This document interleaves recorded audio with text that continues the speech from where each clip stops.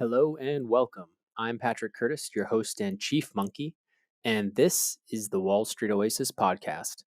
Join me as I talk to some of the community's most successful and inspirational members to gain valuable insight into different career paths and life in general. Let's get to it. In this episode, member Spydah Monkey, and that's SPYDAH, shares his brave path, which led him to move to Chile after graduating undergrad in the US with limited skills in Spanish, a limited network, and no full-time experience. We explore how he eventually landed his first break, how he was able to eventually transition to investment banking, and what's in store for him next. Enjoy.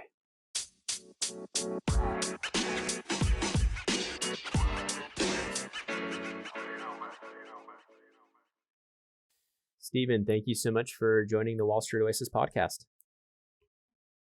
Absolutely, Patrick. Thanks for having me on. Pleasure. So it'd be great if you could just give the listeners a short summary of your background. Yeah, absolutely. I am a U.S. citizen and with residency now in Chile, and I've been living and working here for the past 6 years. I'm currently working in a role as an M&A associate for a small boutique firm here and based in Santiago, Chile. And before that, I was working for a Big Five firm and for about 3 years. So it's been a good experience here in Santiago. I'm happy to share my story. Great. And so did you jump straight to Santiago, to Chile right out of undergrad? Or was it something that you kind of eventually kind of decided after working in the US for a few years after undergrad? And so I took about 6 months to come down to Chile after I graduated, but more or less jumped down here pretty quickly. My thought process there was really I wanted to learn Spanish. I wanted to work abroad, and I didn't see any company hiring me and then saying, we'd like you to learn Spanish. Can you please do that? And then we'll send you somewhere else. Or taking the risk on me and saying, learn Spanish while you're there. So I decided to take the risk myself and make the jump pretty early on while my life wasn't quite set in stone yet in the U.S. Mm-hmm. And so it was really easy to kind of pick Santiago, Chile as a location to move to, thanks to a lot of conversations that I had before I decided on my final city to take all my clothes and take my chances. It's funny. I remember when I moved down to Buenos Aires after my MBA, I just packed everything into one large duffel bag and my computer, and it's such an exciting time because you're like on that plane and you're like, I have no idea what I'm in for, or what's what's in store for me, how long I'm going to be here. So it's very I know that feeling, and it's super exciting. So let's go back a little bit to just undergrad. Had you thought like, hey, I'm definitely want to go abroad? Did you do any studying abroad while you were at school? Right, exactly. So I studied abroad in 2011. Mm-hmm. I went to Copenhagen. I studied there at the Copenhagen Business School and through another international program. And well, in Denmark, they speak perfect English, and it's a country of 6 million people. Mm-hmm. So there wasn't too much drive to learn the language there, other than the basics like cheers, which is talk, by the way. And good to know. So, but they really do speak excellent English, and learning Danish wasn't gonna open the world up for me in terms of a whole new continent, if you will. We're talking about Spanish or something like that. So, but in that experience, and what I really loved about studying abroad for that time period was it opened my eyes to the beauty of international culture and exposure to the world, that really kind of changed my perspective on what it would be like to live outside of the U.S. for a while after graduating. And did you feel like from that trip when you came back to school, where you knew you wanted to go back abroad when you graduated? Was that like you were dead set on it and you just didn't know where, or was it something that kind of evolved over time? Yeah, absolutely. I pretty much arrived back and said, when can I do this again, and where will it be? And so that's why? when I started having almost a year's worth of conversations. One, first off, with my classmates who had all also returned after that same period or after the next semester from their various study abroad programs, and it was like, okay, what'd you do? What was it like? And so it was a very exciting time, and a lot of things are moving, and you're excited to get out of college and take on the next challenge. Did you feel pressure? Did you feel pressure to like find a job though, right when you graduated? Because it sounds like were you just like doing kind of, were you working full time when you graduated, or were you like, hey, I know I want to get abroad, and so you took your time? And so when knowing that I wanted to go out and travel, I knew I needed to get, put some money together. So I did work and was just very straightforward with the first jobs that I took. My first 6 months after graduation, and they're more like freelance consulting work and a little bit of working in a financial area for a aerospace contractor for the U.S. government. So I was lucky enough to find like more flexible work, and just kept the relationship straight from the beginning. That I had this vision to travel, and not to just travel for a few weeks, but to really go install myself somewhere. And people were super encouraging and positive with regards to that. So it was a nice feeling. How about your family? Were they like, why are you going to just leave and not be around us? Or were they supportive as well? Or your friends? It's funny. It's funny you say that. Yeah, I think my family was certainly a little bit hesitant, or maybe not fully understanding why it is that I wanted to try my luck somewhere else when all of them are there in the United States. But from the other side, I think they could tell from the time I got back from study abroad, and even before that, I like to travel. I like to see new things and meet new people. So it was kind of always in my blood, or in my personality, to kind of seek those new and different opportunities. And so while they might not have been 100% in agreement with my decision or what I wanted to do, they were 100% supportive in terms of like, go talk to new people, go talk to other people that have been to where it is that you think you want to go, or that have experience doing what you want to do, and that'll help you kind of form an opinion or form a more clear vision of what it is that you're going to go out and do. So you graduate, you're kind of working on doing freelance work to just get some money together so you can actually like get a ticket down there, get an apartment or whatever. And when does it come into focus that Santiago, Chile is the place you're going to be? Just talking to some people? Like, how did you even come across that? So basically from the time that I got back from studying abroad for about that next year, I was having a lot of conversations, and in my mind, it was really like, where in South America am I going to go? I had it pretty clear that Spanish was the language I wanted to learn. My grandmother's from Cuba originally, on my dad's side. Cool. So I had a little bit of Spanish experience, but as I came to learn once I arrived down here, I really didn't speak any.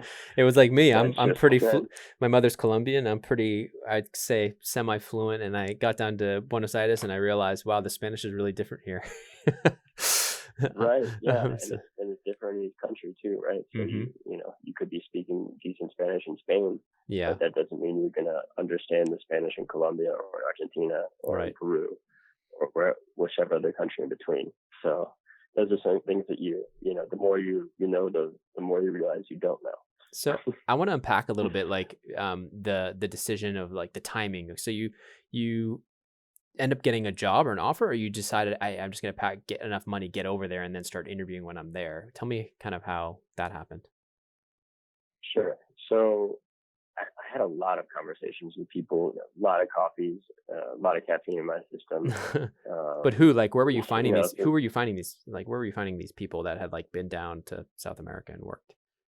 Sure. Yeah. So I got to clear my head through a family friend that Santiago was the city, like Santiago, Chile was the place to be if I wanted to work as a foreigner outside of the U.S. in South America, and he really helped kind of paint the picture for me of that it was possible. He had come down and worked for 2 years and had just moved back to the U.S. from Santiago. Oh, awesome.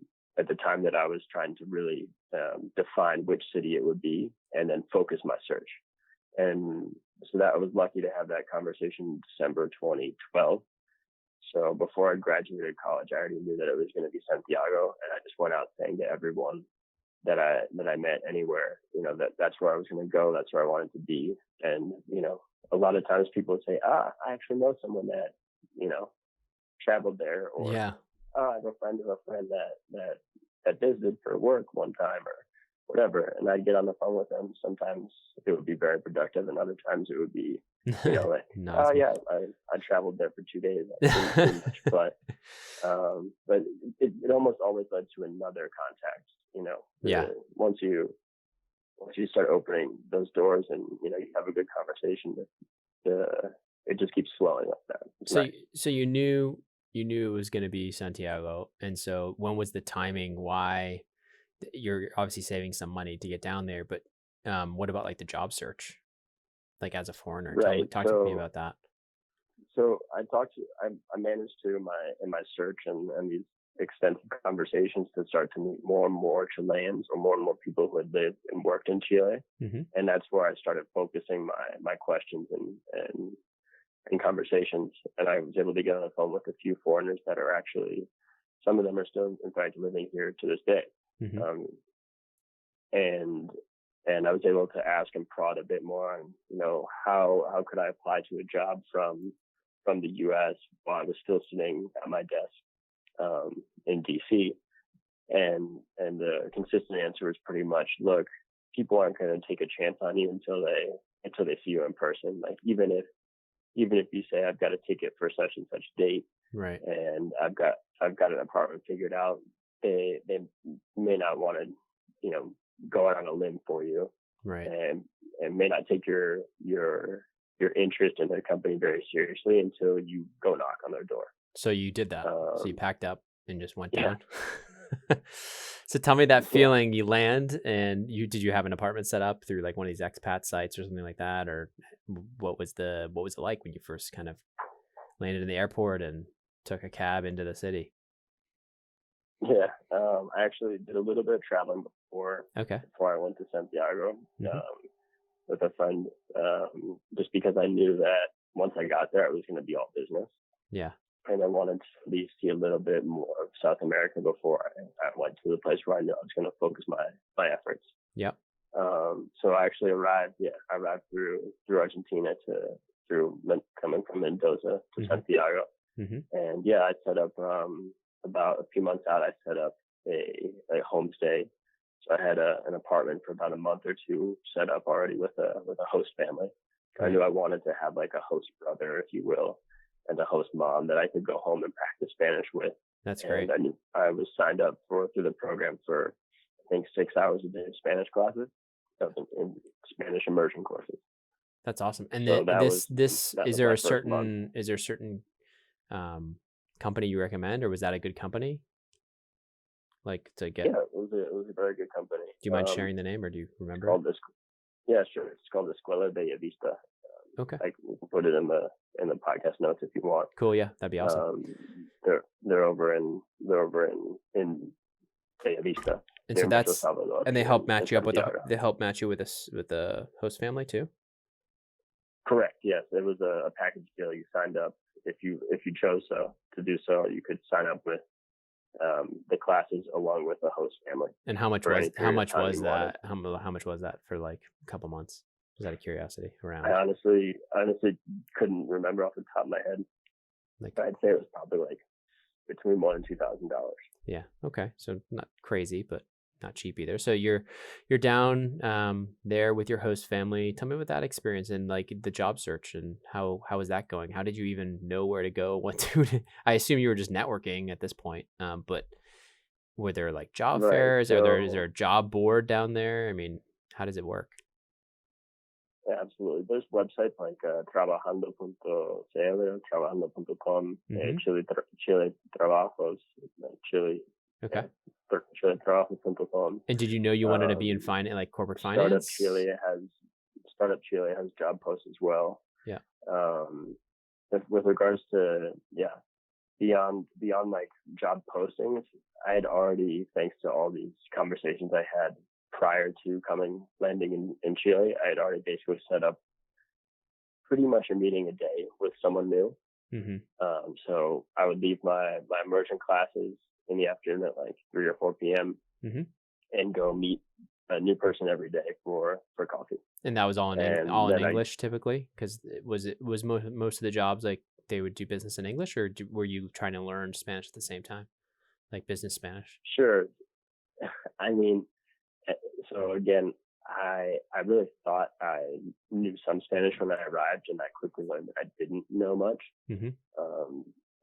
It's a little bit of ignorance, but it's also a little bit of just major difference in what Chilean Spanish is. So it didn't work out to my benefit to conduct my first month of networking interviews with people in Spanish. So I stuck to English there. Yeah, fair. Otherwise, it wasn't going to be productive. Okay. And I had to, of course, be respectful of their time. So most of them I'd already met through someone, had been introduced via email, etc. So they had a little bit of background on me, and I would go and sit down with them and talk about what it is that I hope to do. And, they'd often give me, valued advice and point me in the direction of someone else that I could also speak with. So out of that first month, I was able to set up probably another 3 or 4 weeks at least of informational interviews with people. Almost every day you had a new one? Yeah. Wow. So you met with, in the first couple of months, like over 20 people or 30 people? Easily 50? That's crazy. So you were just like a networking machine, basically, because you were forced to be. Well, right. And I think that's something that we forget about when, or I have very present in my mind that when I showed up here, I had no one that was looking out for me, if you will. I couldn't turn to anyone to ask for advice or couch to sleep on. So I knew I needed to hustle. Yeah, and so you had a couple months with this host family that you had paid for, but then after that, how low was the bank account? In terms of like timing, like how much time did you have before like you would had to call it quits and like scramble back home? Right. So I basically had like 7 months worth of leeway. Okay. And it could have been a year if I really tightened up the budget. But when you're going out and meeting people for coffee every day, you can't restrict yourself too much, because otherwise it's just you're not gonna meet people. Right. So tell me a little bit about I think that really also helped push me to go after meeting new people and just having lots and lots of conversations, and then asking for the next meeting with someone else along the way. So yeah, you always were asking for that next intro, which is a critical step in any networking. You're always asking to, when you meet one person, you're hoping to get 2 or 3 more people that you could talk to, which helped you kind of keep it rolling. Tell me a little bit about, like, how did you know you wanted to do finance, or did you know, or were you talking to anybody and everybody about different jobs, or was it all finance focused? Yeah, it's a good question. I always had an interest in finance. I studied economics in college. I was really interested in behavioral finance. But I knew also that my interest was more on the international side. Like I saw myself being more involved on the negotiation side. I had this course that I still talk about today. It was called International Business Negotiations in Copenhagen Business School, and my teacher spoke 9 languages. And he played with like 14, and I just said, like, I'm not going to be that guy, but I want to at least be like that in 2. Very cool. And so that left an impression on you. So you were talking to people who would tell me about like investment banking, corporate finance. You were getting some interviews around like people who are in corporate finance at specific larger firms. Were you talking to any actual investment bankers down in Santiago initially? Yeah, absolutely.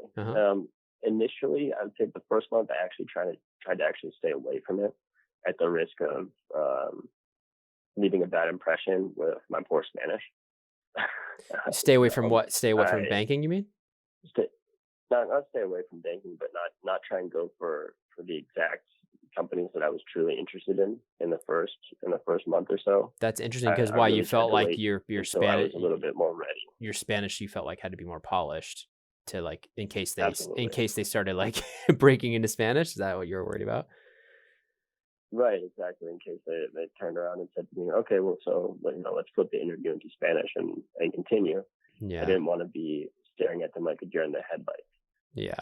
Okay, fair. So you're taking immersive Spanish courses. You're doing at least one almost informational interview every day. You're making new connections every weekday. Okay, so yeah, Saturday and Sunday. It's still a lot, but so you're building your network. And tell me, when did your kind of break happen? Yeah, absolutely. I'd say I really started to feel like I got traction by like late October. So how long was that? How long? End of my second month. Okay.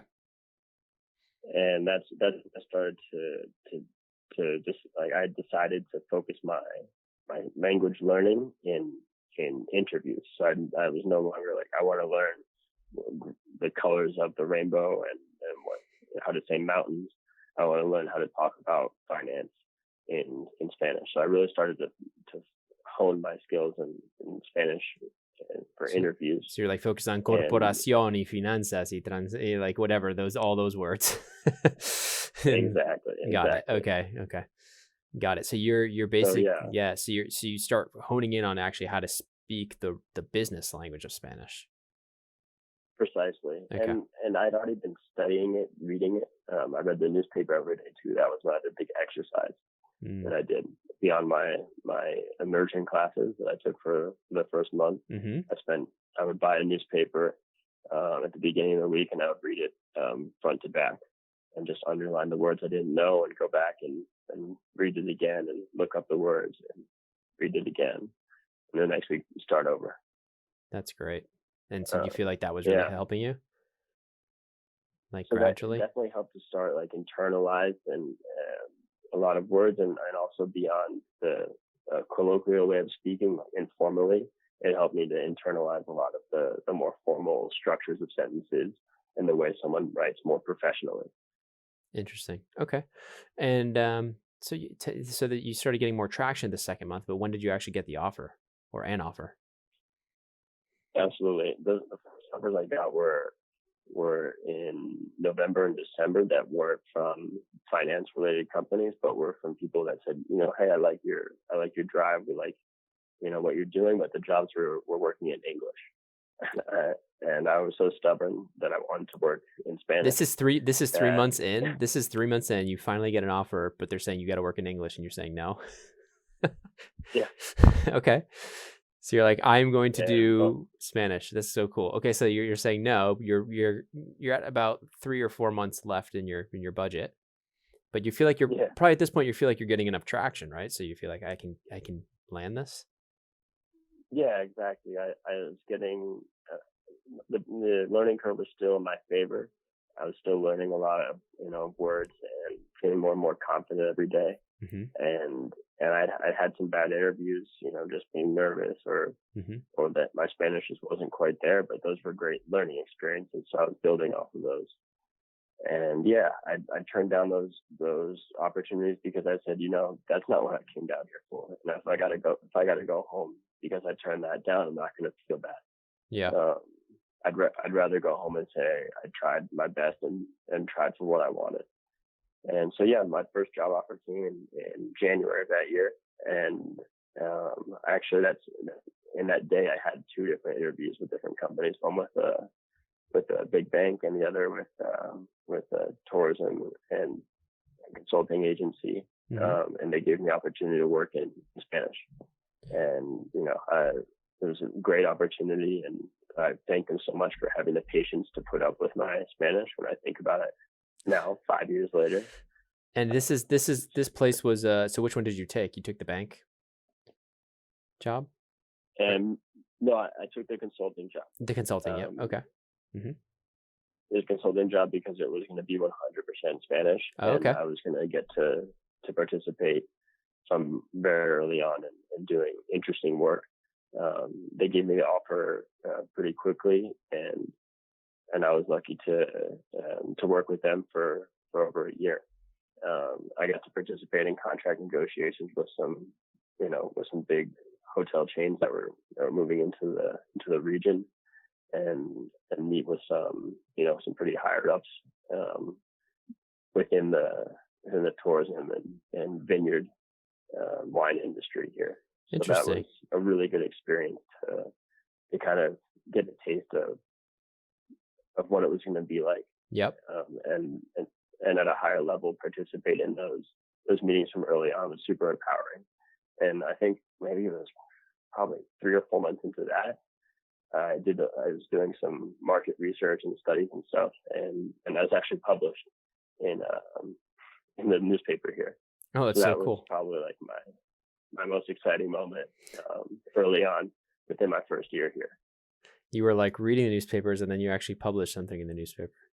And so you actually wrote something in Spanish. Was somebody editing that or helping you, or did you just, your Spanish was good enough at this point? Of course they edited it. Yeah, but the journalist will always edit whatever you write. Right, but I'm saying the fact that you could even put something together that they could even edit it and fix it is pretty impressive. Yeah, it was a really great feeling, and again, the opportunity that this company gave me to go out and do that work and put the shoe, using use my shoe leather to go out and perform this market study, and then we ended up publishing a few more, and that really it gave me a lot of confidence in not only my Spanish, but in terms of like what I was doing was a good track. So tell me why leave that consulting company? What was the impetus of that thought process there? And you were there for a while, right? You were there for almost or a year and a half or so, right? And then exactly, like a year and 4 months, something like that. Yeah. The real attraction to that company was the relationship I was going to have with the partner. He was a very personable guy, very caring, interested in seeing me learn and contribute. And I knew I was going to have a role in the company that would be impactful from an early stage. Okay. With these contract negotiations, meeting with foreigners that were coming, but also reviewing contracts that were both in English and Spanish. So I was going to be challenged from day one. There wasn't going to be, any easy steps along the way. But they were going to let me, take that, get my hands dirty and take the risk on me. It was also a really nice time to the experience I had working in college. I had an internship working for Hilton Worldwide at the global headquarters during college, and so that was a really nice time to experience that I had already gained regarding international hotel chains and tourism. So it was a nice time to experience I already had, and really I felt gave me a little bit more in-depth knowledge on the specific market here in Chile. So something that I still, tourism, real estate, and hotels are something that I still draw on in terms of the knowledge base. So in terms of just it sounds like you're doing well, but what kind of was the impetus to start looking elsewhere? Did you start? It sounded you're just sort of looking out of curiosity. What else was out there? Or was it something changed with the business, or you just felt like change of scenery would be good for you? Right. So I think I was always, from the day I took the offer with them, I was always straightforward that my interest was in finance, not just in tourism or real estate. Yep. And so they knew that, and they actually really were very conscious about helping me, take on work and certain jobs that were going to allow me to develop those skills. Yep. Specifically in Spanish, but also, let me get my hands dirty. But so they knew it from the outset that was my interest. And that same day when they gave me the offer, that I had an interview with the bank. So that was something that I always was shooting for. So the opportunity came up to jump to a more broader consulting role, and I went for it because it was a time that I'd already been with this prior company for over a year, and it was a great experience, and I knew I wanted to gain more knowledge on a broader array of industries within Chile. It's a relatively small country, but it's got a very strong economy and a lot of interesting sectors. So I definitely wanted to broaden the spectrum a little bit there. So you started interviewing within the world of finance. So you started interviewing, and tell me about that second round. I'm sure it was much easier. You had a network built out. Did you feel like now you were ready to go after some of the companies you were afraid to initially? Yeah, definitely. I had a base of experience on which I could explain myself and tell my story in an interview. I could do it in English or in Spanish. I had that self-confidence in both languages that I probably didn't have at the beginning of that. And what about previous job? About your social life at this point? I mean, I know when I went to Buenos Aires, I found a roommate, another expat roommate, and so that was kind of an easier transition to have a friend there. But did you have any difficulty like building out your social network there? Because I assume you were working 50-hour weeks, 60-hour, not like 100-hour weeks, right? So was it something where that was a struggle for you? In some ways, yes. In other ways, no. I think I got lucky to have a lot of coworkers that were in my same age range, and great.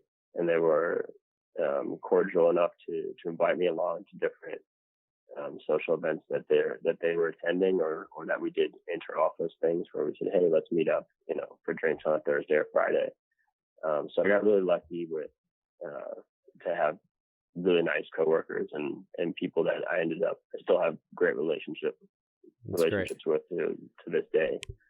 So the social side, I think, as a foreigner in another country is it's a tightrope in some ways, because you always are going to feel like the foreigner to an extent, unless you truly take on the persona of someone of the country you've arrived to. But at the same time, it's a really gratifying experience, because you get to meet people from a lot of other places. A lot of my friends here are from other countries.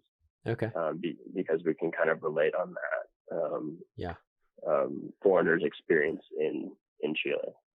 Cool. That said, I also still have close Chilean friends, but they also have their own social agendas that are with their family, and I think in Latin America specifically is a lot more focus on family than what we're used to in the U.S. It's not so uncommon that someone goes to move to New York City or California, out of college. Probably less common to move to Santiago out of college, but at the same time, you're still a decent flight away from your family.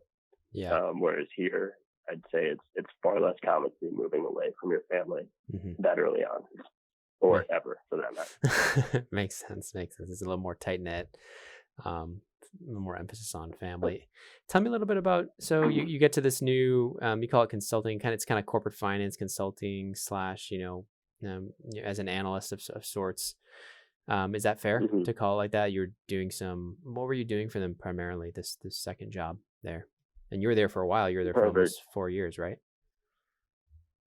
Yeah, so I was there for 3.5 years. Okay. So and the role is absolutely, it was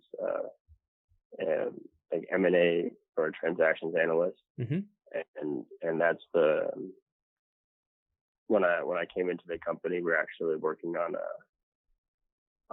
I got to jump right into a super interesting deal. I was lucky enough to get to work on that and kind of cut my teeth on my first M&A deal here in South America. So that was super exciting. So is this like this is a company, this is not like a corporate dev position internally, like acquisitions. This is a corp fin, so you're like advising other companies. Correct. So it's kind of like banking / consulting, you could call it.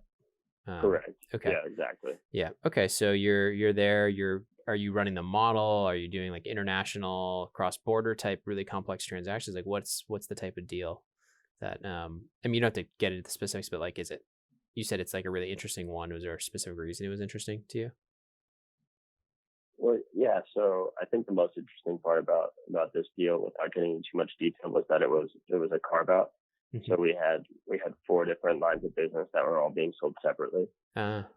So that meant 4 separate models and 4 separate buyers and 4 levels of complexity for it was basically 4 deals in one. Yeah. So it really was a great experience on that level. Mm-hmm. And from the other side, we had international buyers, obviously, in on the mix. In addition to board of directors that was also international. Mm-hmm. So you had a lot of personalities, a lot of different culture. I got to use my English, but also use my Spanish. So it was great to kind of bring those 2 together. That's awesome. They probably love the fact that you were bilingual. Yeah. So tell me about your time there. It sounds like you were there for a while. So what was the path there? I mean, was it very uncommon for them to hire an expat? I know you had been there for already a couple of years, so they had more comfort around it, but were you kind of a different breed, so to speak, as an analyst there? Or were there other kind of, other transplants there as well? Well, so I'd say generally speaking, like within the big consulting firms, mm-hmm. It's common that they send people to other countries, but okay. once they've already made the hire, whereas I was a local hire, if you will, and I'd say I was definitely different in that regard. In that I was the one of 2 foreigners on the team. Got it. And everyone else were Chileans or mm-hmm. locals. Yep. So that was something that I think allowed me to differentiate myself and brought some diversity to the table for a lot of commercial reasons and for business development. I think it probably opened some doors for me and also allowed me to participate in more meetings than I would have sitting elsewhere. Interesting. Do you feel like it ever hindered you, like just being not Chilean? Like in those, like maybe socially, I guess socially, it sounded like your first place was great. Was the second place similar, where like you felt like you were able to connect with your colleagues, or was it like less people your age and some more people with families? Or well, so actually, yeah. And when I was talking about my colleagues earlier, I was also referencing this position. Okay. It was also part of the team of about 12 people that were all about my same age range. That's great. And our partner was pretty young. Mm-hmm. He's pretty young for being a partner. So that was nice in terms of having a little bit less of an age gap between the 2 of us. Yeah, for sure. Allowed us to relate better. And they were super great to me as well in terms of giving me opportunities to get out and get my hands dirty. And also my coworkers in terms of social life, to say like, let's all meet up on Friday and do something together, or sharing lunch, things like that. From my understanding, lunch isn't quite as much of the social hour as it is here. Here it's much more. And you take 45 minutes to an hour and you talk about things that aren't necessarily work, mm-hmm. and you don't eat at your desk. And that's not every day. Yeah. It's something that allows you as a foreigner to get to know people and they get to know you in a more personal way. That's great. And that's something that's, I think, really been gratifying. And so tell me, like, it seemed like you were enjoying your time there. When was the thought process of like, did you like, okay, it's time for me to move again? Was it something where they wanted you to either get promoted or like move on? Was it just like a 2 or 3 year program and then you move on? What was the pattern there, and what kind of prompted that next jump, the most recent one? Right. Perfect. Mm-hmm. Basically, we closed out the first transaction that I was participating in when I joined the company, Yep. pretty much, Mm-hmm.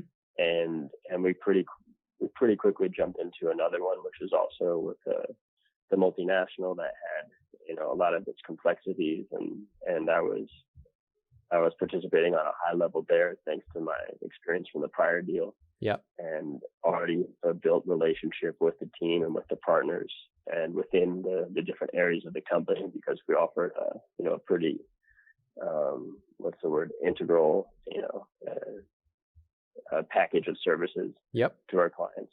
So to coordinate between the different teams within the company as well, there was already a lot of trust in that bank account, if you will. So with that deal and moving forward, I could tell that I was growing up and getting more experience, and I was taking a lot more control, and I could see that there wasn't much more room to grow within the company itself, because there one of the great things about that position was it was a very flat hierarchy. There wasn't much difference between being an analyst or senior analyst or a partner, mm-hmm. In terms of everyone just pitched in. Talking down to you. Yeah, everyone pitched in. It was more a flat structure, smaller team that you guys were working on. It's in one transaction. So you felt like, if I want to get promoted and I want to learn more and actually start managing, you had to move. Is that fair? Right, exactly. I wouldn't say that there was nothing left for me there to learn, but there was. It became apparent that growing up meant that I had to go out and grow up. Okay, so tell me about the interview process for like the next stage, and like you're obviously looking now for an associate position, I assume. Mm-hmm. Is it like were you looking at investment banks now? And tell me about like just that whole market in general. Like, how is the recruiting even done there? I know you said there were some job boards, but I assume for the investment banks down there, are like their bulge brackets down there? What's like the hierarchy like, just to educate some of us on that, because I know very little about IB in Chile. Sure. Yeah. So really, a lot of the bulge brackets here have more like satellite offices mm-hmm. than they do full-time offices here. That's not to say they don't have teams located here as well, but they also tend to spread themselves a little bit more thin. Yeah. At least that's my perspective. I won't go into any specifics there, but yep. That's the general structure. It tends to have like Latin America ex Brazil, and then Brazil as their kind of two offices. Mm-hmm. And that way they're not really committed to one specific country, because, well, if you're talking about Chile as a whole, just population, you're looking at DC plus 3/4 of Boston or something, 17 million people. Right. So there's not maybe there's not the same market size to have to cover. Right. It's not to say there aren't big deals going on here, but there's not the same deal flow. Yeah, no, that's fair. So the big bulge brackets don't have as much of a market presence mm-hmm. on a day-to-day basis, and especially with, I'd say, in terms of number of transactions. Right. I don't have the statistics in front of me, although I could go pull up one of our proposals. But I would say there's a lot more room here in what would be considered the middle market for Chile, mm-hmm. Because there's still a big transition that's occurring right now in Latin America from family-owned companies towards or family businesses that are becoming more professional. Yep. That are looking for outside partnerships, that are looking to expand through joint ventures, etc.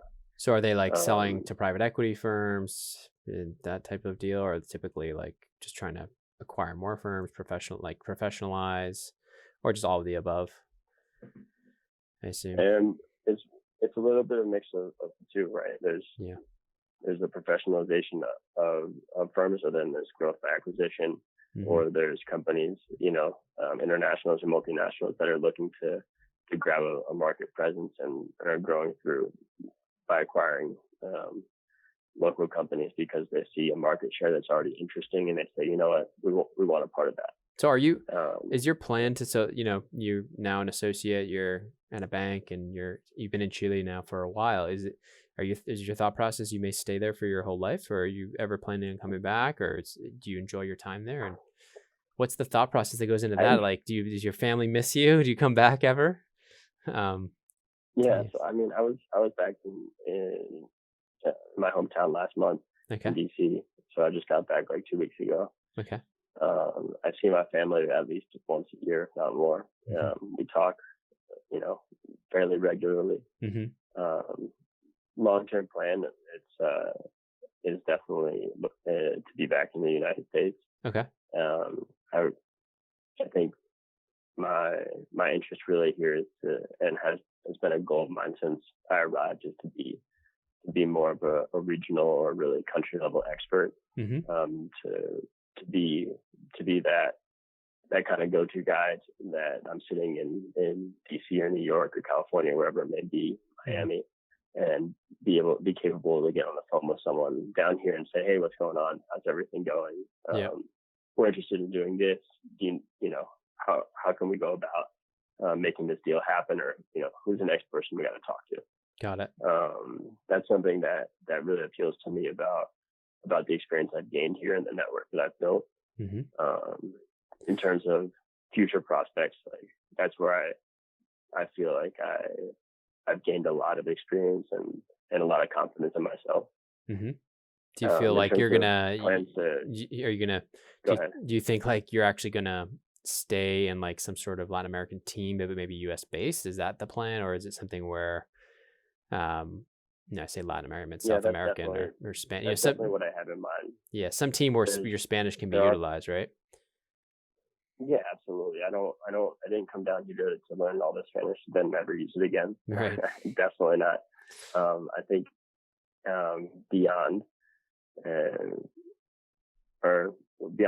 my time here, I definitely there are things that, like, in terms of my goal to be back in the States working, is that to be on a Latin American desk or with a team that's focused on the region.